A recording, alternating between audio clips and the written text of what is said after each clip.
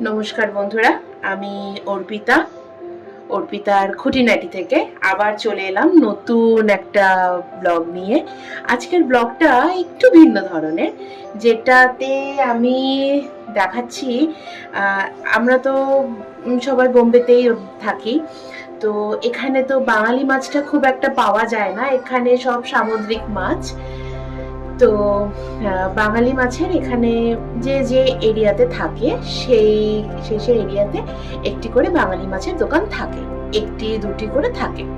তো সেই রকমই আমার বর যেহেতু বিগত 10 বছর ধরে বোম্বেতেই বসবাস করছে, তো আমারও বিয়ের আগের থেকেই, তো সে জানে যে কোথায় বাঙালি মাছের দোকান আছে না আছে।